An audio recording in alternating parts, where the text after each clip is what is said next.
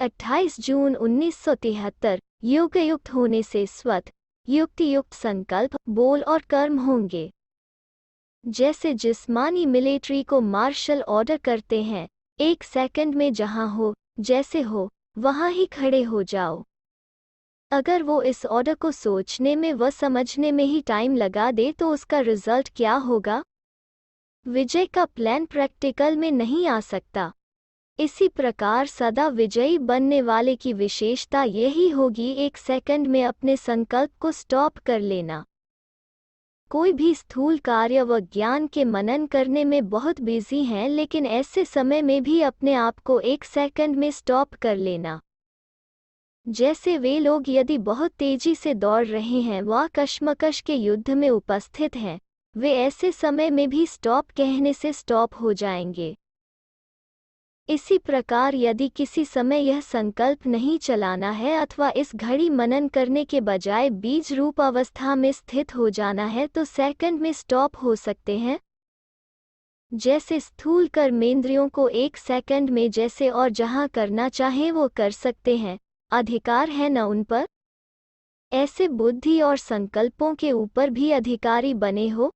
Full stop करना चाहो तो कर सको। क्या ऐसा अभ्यास है? विस्तार में जाने के बजाय 1 सेकंड में फुल स्टॉप हो जाए, ऐसी स्थिति समझते हो? जैसे ड्राइविंग का लाइसेंस लेने जाते हैं तो जानबूझकर भी उनसे तेज स्पीड करा के फिर फुल स्टॉप कराते हैं व बैक कराते हैं। यह भी प्रैक्टिस है ना? तो अपनी बुद्धि को चलाने और ठहराने की भी प्रैक्टिस करनी है। कमाल तब कहेंगे जब ऐसे समय पर 1 सेकंड में स्टॉप हो जाएं। निरंतर विजयी वो जिसके युक्ति युक्त संकल्प व युक्ति युक्त बोल व युक्ति युक्त कर्म हो, या जिसका एक संकल्प भी व्यर्थ न हो। वो तब होगा जब यह प्रैक्टिस होगी मानो कोई ऐसी सर्विस है जिसमें फुल विजयी होना होता है, तो ऐसे समय भी स्टॉप करने का अभ्यास करो। अभी समय ऐसा आ रहा है जो सारे भाभोर को आग लगेगी। उस आग से बचाने के लिए मुख्य 2 बातें आवश्यक हैं। जब विनाश की आग चारों ओर लगेगी उस समय आप श्रेष्ठ आत्माओं का पहला कर्तव्य है शांति का दान अर्थात सफलता का बल देना। उसके बाद क्या चाहिए? फिर जिसको जो आवश्यकता होती है वो पूर्ण की जाती है। आप लोगों को ऐसे समय उनकी कौन सी आवश्यकता पूर्ण करनी पड़ेगी? उस समय हर एक को अलग अलग शक्ति की आवश्यकता होगी। कोई को सहन करने की शक्ति की आवश्यकता होगी, किसी को समेटने की शक्ति की आवश्यकता होगी, किसी को निर्णय करने की शक्ति की आवश्यकता होगी और कोई को मुक्ति की आवश्यकता होगी।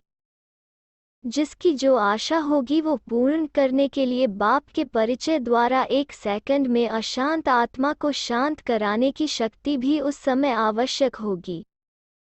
तो यह सभी शक्तियां अभी से ही इकट्ठी करनी है, नहीं तो उस समय जियादान कैसे दे सकेंगे? सारे विश्व की सर्व आत्माओं को शक्तियों का दान देना पड़ेगा। इतना स्टॉक जमा करना है जो स्वयं भी अपने को शक्ति के आधार पर चला सके और दूसरों को भी दे सके।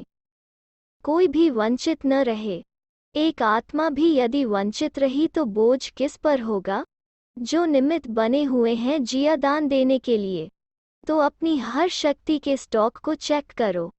जिनके पास शक्तियों का स्टॉक जमा है वही लकी स्टॉर्स के रूप में विश्व की आत्माओं के बीच चमकते हुए नजर आएंगे। तो अब ऐसी चेकिंग करनी है।